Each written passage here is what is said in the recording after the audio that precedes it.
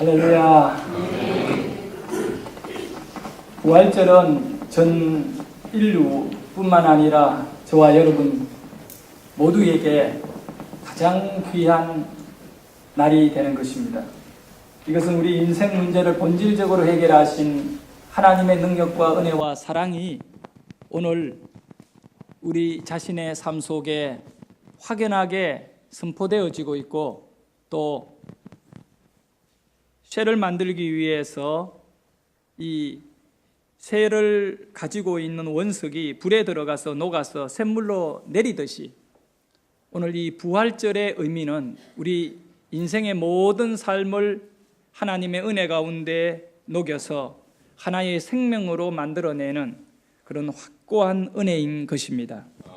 사랑하는 성도 여러분, 우리 예수님은 나는 부활이요 생명이니라고 말씀하셨습니다. 예수님은 누구시냐? 부활이기 때문에 생명인 것입니다. 부활이 아니면 생명이 될 수 없는 것입니다. 그리고 여러분은 어떤 사람이냐? 바로 이 부활에 동참한 거룩한 하나님의 자녀인 것입니다. 예수님이 부활이면 여러분도 부활이고, 예수님이 생명이면 여러분도 생명인 것입니다. 그래서 이 부활을 믿는 믿음을 가진 모든 사람에게는 하나님께서 하나님을 인정하고 믿기 때문에 그들에게 영원한 생명을 주시는 것입니다. 여러분이 인생을 살면서 가장 힘날 때가 언제입니까? 그것은 바로 다른 사람이 나를 믿어줄 때입니다. 가족이 나를 믿어주고, 친구가 나를 믿어주고, 또 주위 사람들이 나를 믿어줄 때, 이때보다 더 힘이 나올 때가 없는 것입니다. 옆에 분에게 한번 물어봅시다. 당신은 나를 믿을 수가 있겠는가? 예, 믿을 수 있어요? 못 믿어요. 저는 여러분을 안 믿어요. 절대 저는 여러분을 안 믿어요. 왜냐하면 하나님만 믿어요. 우리는 참 못 믿어요. 예? 못 믿어요. 그렇지만 사랑하고 섬겨야지요. 제가 여러분을 믿지 않는다고 해가지고 그것으로 끝난 것이 아니라 사랑하고 섬기는 것입니다. 여러분도 마찬가지입니다. 우리는 못 믿어요. 그러나 우리가 믿을 곳은 딱 한 곳밖에 없어요. 우리는 하나님을 믿는 거예요. 하나님을 믿는다는 것은 무엇을 의미하느냐 하면, 내가 부활을 믿는 것을 의미하는 것입니다. 부활을 믿지 않으면 하나님을 안 믿는 거예요. 그러면 여러분의 그 믿음 자체가 여러분의 인생 자체를 보장해 주는 겁니다. 예수의 부활을 믿는 사람은 반드시 나의 부활을 믿어야 됩니다. 내가 부활할 것을 믿어야 됩니다. 내가 영원한 생명을 얻을 것을 믿어야 됩니다. 하나님께서 그것을 여러분에게 기뻐하신다는 거예요. 그래서 여러분에게 영원한 생명을 더하여 주시는 것이지요. 고린도전서 15장에는 바울이 이 부활에 대하여 사도 바울은 이렇게 고린도 교인들에게 확고하게 설명해 주었습니다. 우리 같이 크게 읽어봅시다. 그러나 이제 그리스도께서 죽은 자 가운데에서 다시 살아나사 잠자는 자들의 첫 열매가 되셨도다.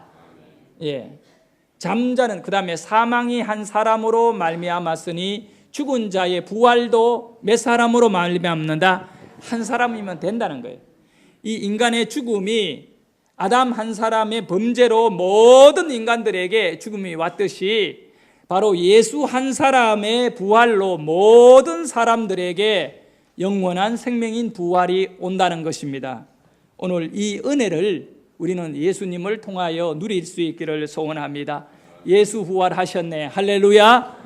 예수 부활은 내 인생의 모든 죽음과 두려움을 깨끗하게 청산해버리는 하나님의 한량없는 은혜가 되는 것입니다.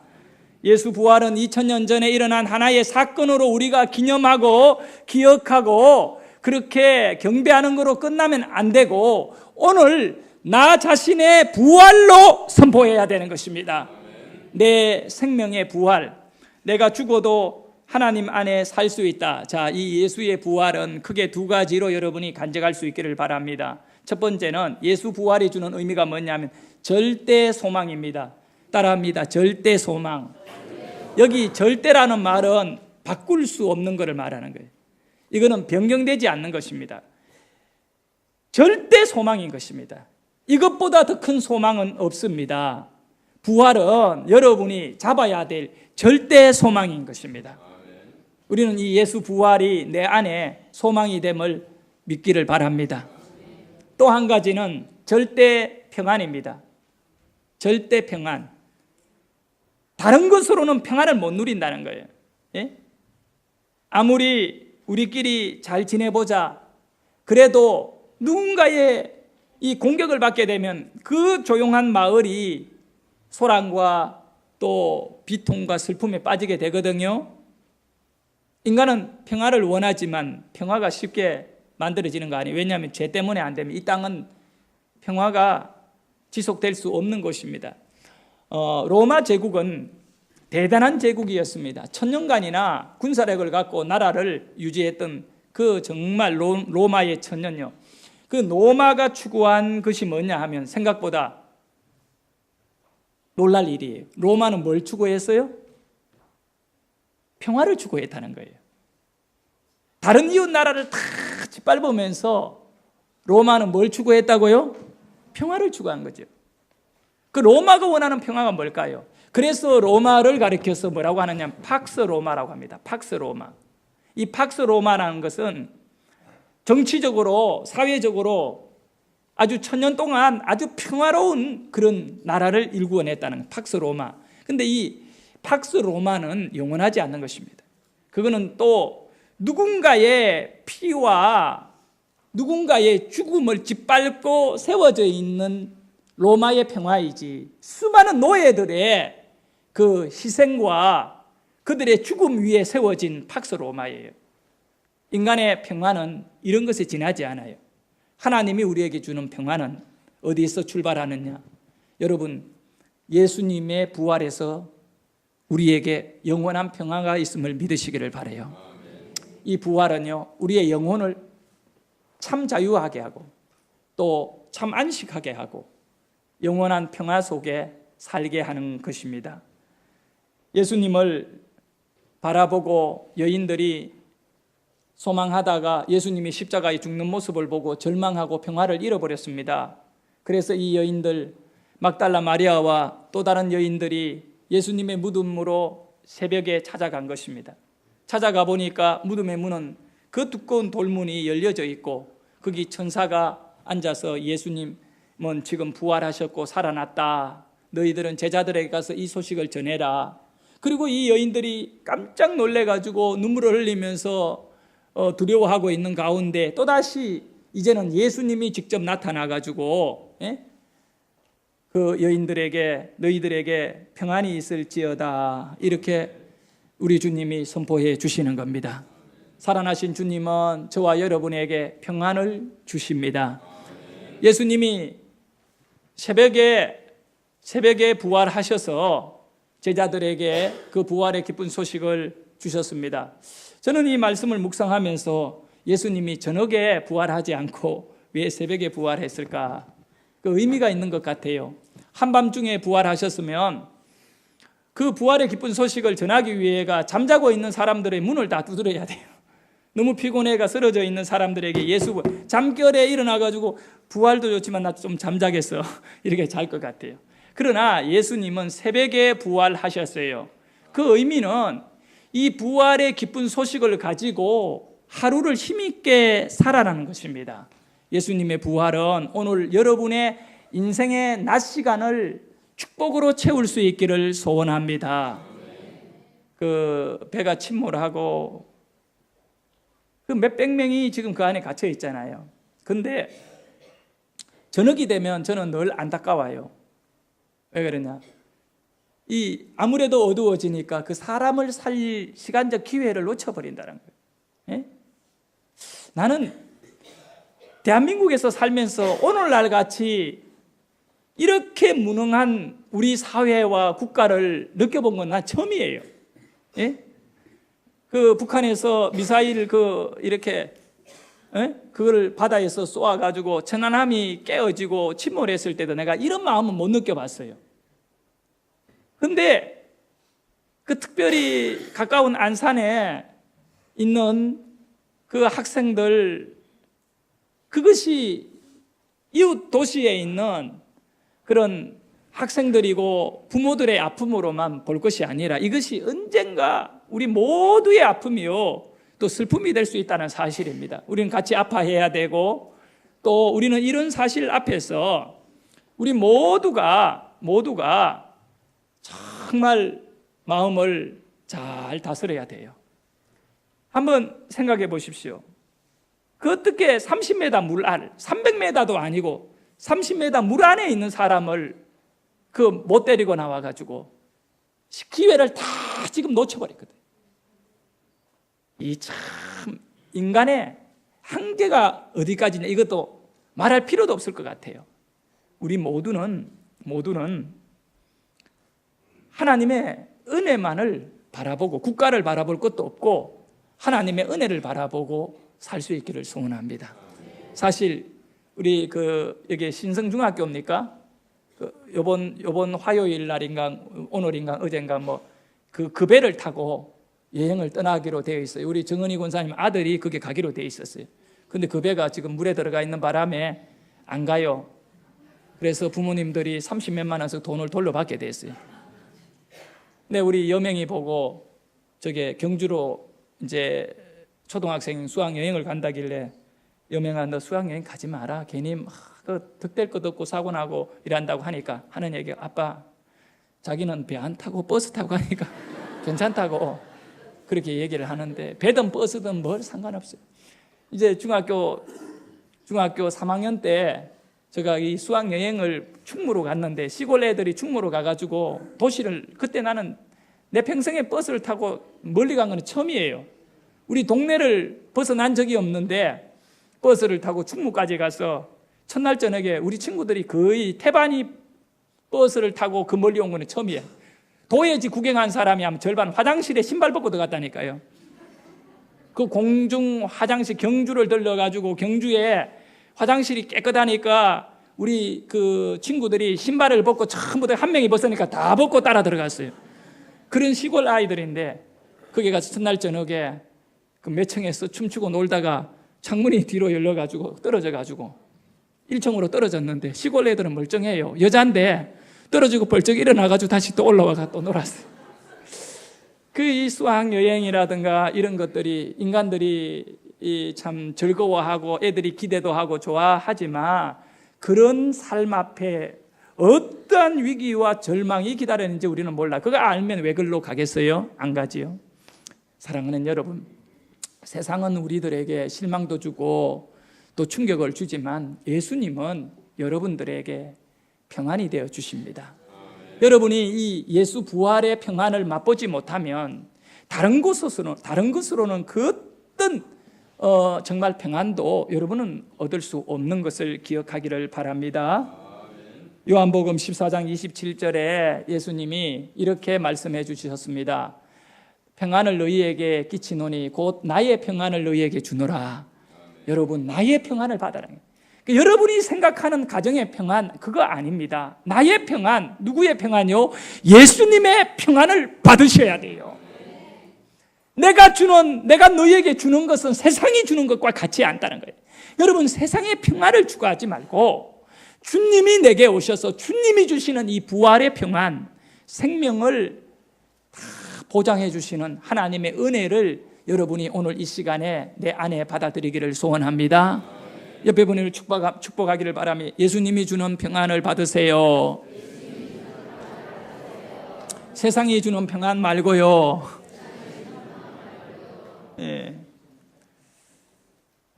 만일 우리가 그의 죽으심을 본받아 연합한 자가 되었으면 또한 그의 부활을 본받아 연합한 자가 되리라. 이 부활은 또 세 번째 연합의 의미가 있어요. 부활은 무엇의 의미가 있다? 연합인 거예요. 연합. 이것이 남의 일 구경하는 것이 아니에요. 예? 슬픈 일이든 좋은 일이든 우리는 제3자가 되면 구경꾼이 되고 마는 것이지요. 고통을 받는 사람들 안타까워하지만 이건 내 문제가 아니거든요.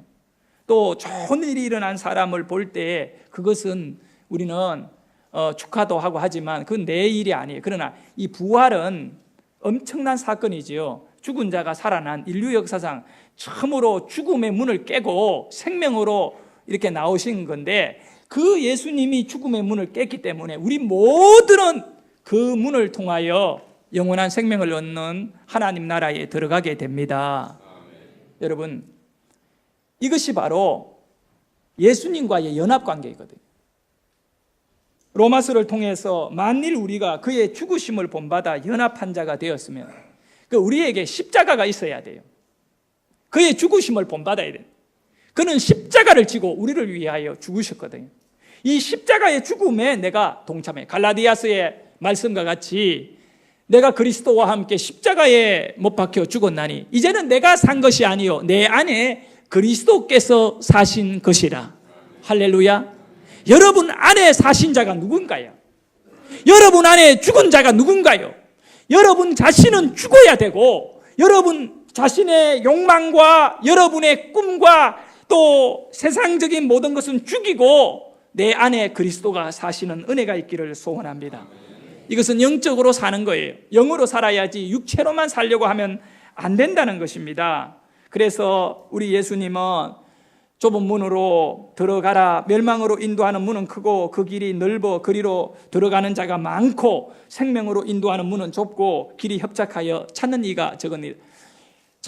생명으로 인도하는 문이 얼마나 좋은지 몰라요. 30m 물, 아니 수심이 37m니까 배는 중간에 걸려 있어요. 그러면 20m 물 밑에도 못 들어가는 거예요. 제가 볼 때에는 그거 목숨 걸면 들어가는데 못 하는 거예요, 사람들이. 그런 이 배 안에 들어가는 문이 얼마나 좁은지 말도 못 하는 거예요. 세상도 이렇게 좁은 문, 살려고 하면 누군가를 살리려고 하면 그 좁은 문으로 들어가서 그를 끄잡아내 와야 되거든요. 그런데 거기서 여러 가지 방해도로 인하여 뭐 조류가 샌다. 내가 가장 듣기 싫은 한 단어가 저한테 만들어졌어요. 정조라는 말은 나는 진짜 듣기 싫어요. 영조, 정조 그게 아니에요. 물때가 찬 그 시간대를 뭐라고 합니까? 정조. 정조를 맞추어 가지고 들어간다. 뭐 정조가 무슨 정조? 사람 살리는데 무슨 정조가 필요하냐고요. 어떤 수단과 방법을 동원하더라도 그 사람을 살리기 위해서 목숨을 담보하고 그렇게 움직여져야지. 일주일 내내 한 명도 못 살렸어요. 단 한 영혼도 못 살렸다. 이것이 얼마나 좁은 문인가를 여러분 알아야 돼요. 사람을 살리는 문이 얼마나 좁은 문인가. 세상에 많은 사람들이 넓은 문으로 가서 다 죽어버리는 거예요. 그러나 좁은 문으로 좁은 길, 험악한 길을 가라. 이 예수님의 말씀에 우리는 목숨을 걸고 순교자들이 왜 순교하나? 우리 영상을 봤습니다마는 언더우드 아펜젤러, 언더우드는 이 땅에 1885년 4월 5일 날 아펜젤러와 함께 들어왔어요. 아펜젤러는 젊은 나이에 신혼부부가 들어와서 17년 뒤에 그들은 군산 앞바다에서 배가 침몰하면서 아펜젤러가 순교를 했다고요. 언더우드는 그 이후에 14년을 더 살고 이 땅에서 풍토병으로 죽었어요. 그들이 좁은 문으로 갔기 때문에 그들이 목숨을 아끼고 부유한 삶과 그들이 좋은 대학을 나온 인물들, 미국에서도 알아줄 그런 직업을 가지고 멋지게 살 수 있는 길을 포기하고 이 좁은 길을 선택해서 그 당시에 이 나라의 민족이 얼마나 칠흑같이 어두운 환경 속에 가난과 또 여러 가지 환경의 정치적 혼란이었습니까? 그들의 목숨을 내놓은 거예요. 그 일로 인하여 우리가 살아난 것입니다. 사랑하는 여러분, 부활은 그냥 온 것이 아니에요. 예수님이 그 좁은 십자가의 죽음을 감당하셨거든요. 우리 또한 예수님을 닮아서 그와 함께 죽었으면 그와 함께 살리라. 할렐루야. 그와 함께 죽을 그런 영적 결단이 여러분에게 있어요. 지금 우리는 전도하고 기도하고 있어요. 영혼을 살리기 위해 이 일에 대하여 여러분 대강하지 마세요. 저 바다를 바라보면서 600명의 다이버들이 지금 들어갔다가 나왔다가 1분을 들어가니 2분을 들어가니 진짜 속 터질 정조 때만 들어가니 그 속 터질 얘기들만 하고 있는데 내가 이런 생각이 나. 내가 막 이 뭡니까 이거? 이 다이버 기술을 좀 배워야겠네. 그럼 내 목숨 둘로 메고 죽을 각오로 한번 들어가서 사람이 있는지 한번 찾아보고 있으면 구해내고 이렇게 해야 되지 않나. 그러니까 이 자세 문제. 지금 모든 것이 민간인들이 다 구해내고 있거든요. 민간인들은요 돈 때문에 목숨 걸고 들어가요. 근데 군인들은 자기 한계, 분명하게 한계가 맞아요. 어려운 거 맞아요. 그거 여러분 이해 못하면 안 돼요. 그들이 놀고 있는 거 아니에요. 최선을 다하지만 최선을 다해서 희생을 각오하고 자기 목숨을 대신 내어놓지 못하기 때문에 어떤 지점에서 돌아오는 거예요. 사랑하는 여러분, 이 부활의 아침에 우리는 여전히 슬픔을 갖고 이 세상을 바라봅니다. 지금도 바닷가에서 살아 돌아오기를 원하는 그 가족들의 안타까운 마음, 그들의 마음, 심지어 앵커가 유족이라는 말을 써서 욕을 엄청 얻어먹었어요. 아직 죽지도 않은데 왜 유족이라고 했느냐. 맞는 말이에요. 그렇지만 용어 갖고 우리 싸울 이유도 없어요. 그게 중요하지 않아요. 우리는 오늘 소망이 어디 있는가를 분명히 바라볼 수 있기를 소원합니다. 이혜인 시인이 부활의 아침이라는 시를 썼어요. 같이 한번 보기를 원합니다. 깊은 잠에서 깨어나 창문을 열고 봄바람, 봄 햇살을 마시며 새들과 함께 주님의 이름을 첫 노래로 봉헌하는 4월의 아침. 이 아침 저희는 기쁨의 수액을 뿜어내며 바삐 움직이는 부활의 나무들이 됩니다. 죽음의 길을 걷던 저희에게 생명의 길이 되어 오시는 주님, 오랜 시간 슬픔과 절망의 어둠 속에 힘없이 누워있던 저희에게 생명의 아침으로 오시는 주님, 당신을 믿으면서도 믿음이 흔들리고 당신께 희망을 두면서도 자주 용기를 잃고 초조하며 불안의 그림자를 지우지 못해 온 저희는 셈이 없는 사막을 스스로 만들었습니다. 사소한 괴로움도 견뎌내지 못하고 일상의 시간들을 무덤으로 만들며 우울하게 산 날이 많았습니다. 이때는 음악이 조금 나와야 되는데 성과 진리의 길에 충실하지 못하고 걸핏하면 당신을 배반하고도 울 줄 몰랐던 저희의 어리석음을 가엾이 여기시고 이제 더욱 새 힘을 주십시오. 이후로 우리 같이 한번 읽어볼까요? 미움의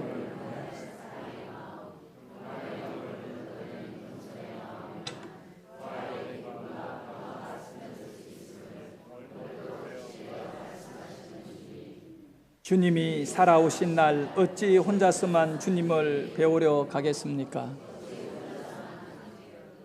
부활하신 주님을 뵙기 위해 기쁨으로 다름질하지 제자들처럼 저희도 이웃과 함께 아침의 언덕을 달려갑니다.